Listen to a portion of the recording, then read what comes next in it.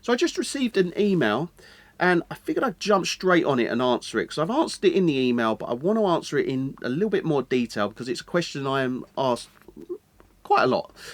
If I have a fully mixed track, can I get them Dolby Atmos mastered by you, or do they need to be Dolby Atmos mixed first? And the answer to that question is, if you have a mixed track that is fully mixed, you can select Dolby Atmos mastering. Don't have to have it mixed in Dolby Atmos, because what all that it is with the difference between Dolby Atmos mixing, Dolby Atmos mastering is the mixing is done as well with the mixing aspect. The positioning of sound in the Dolby Atmos kind of 3D space is done in both Dolby Atmos mixing, Dolby Atmos mastering. You could almost think of Dolby Atmos mixing as mixing it in stereo, getting it ready in stereo, and then the mastering aspect of it that's involved in the mixing being the 3D space that it's being positioned in. So you could almost think of it like that.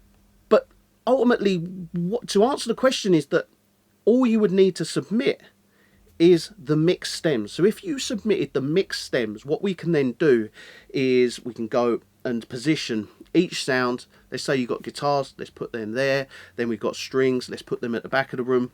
So what we can do is basically position all these different sounds into this 3D space for Dolby Atmos.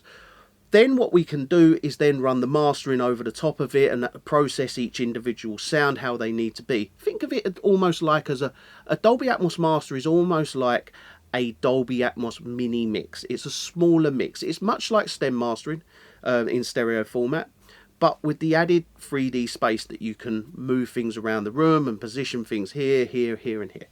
So you only need to supply the mixed stems. Now, when we talk about mixed stems are that you've got the stereo mix, then the mixed stems. If we play the stereo mix, right, the stereo stems must play back exactly the same as that stereo mix. So when we load those mixed stems into the session, we press play, they must sound exactly as that stereo mix does. And that's really important, because what ultimately needs to happen is that when we flick, let's say once we go up onto Apple Music or something like that, we turn Dolby Atmos on and off, we want to hear the stereo master, and the Dolby Atmos master just basically goes stereo master, boom, Atmos master. Sounds the same, and it all sounds the same, it's just one sounds stereo, one sounds Dolby Atmos. So it's a kind of a really nice seamless flip between the two, and that's for the best experience I feel with Dolby Atmos. So what you can order is, if you have an already mixed track, mixed stems, print the mixed stems, you can then order Dolby Atmos mastering. Now, Dolby Atmos mastering is relatively cheap. It's a very affordable process. Let's say you've got 25 stems that you want to send for Dolby Atmos mastering. It's only £50. You will want to add the stereo mastering onto that on top as well, because it is best to have the stereo mix, the Dolby Atmos mix done, and the Dolby Atmos master. So you've got the Dolby Atmos master, then have additionally get the stereo master done as well. Which what that means, and now this is where it gets really, really interesting for me. I love this aspect of it. Is we can create this Dolby Atmos master.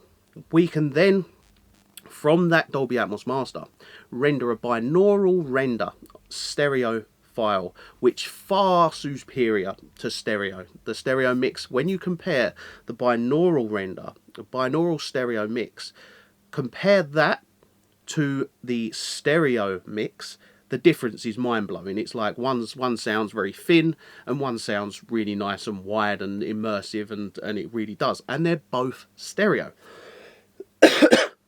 Then what we can do with that binaural stereo mix is we can then master that in stereo. Now what you get when you release your music is you get this lovely sounding stereo master, but then you have the Atmos master, which is a bit more immersive. But ultimately what can happen then is we can get onto Spotify, instead of just standard stereo, we can get Dolby Atmos kind of binaural stereo onto places like Spotify, and it sounds much, much better. So the process is mix stems, get mastered in Dolby Atmos. That then gives you your Dolby Atmos master. From there we can render the Dolby Atmos stereo binaural stereo mix, which can then be mastered in stereo through all this lovely equipment. And that basically is how you want to do things. If you have a stereo mix already done and you're happy with that stereo mix, you can go ahead and order Dolby Atmos mastering.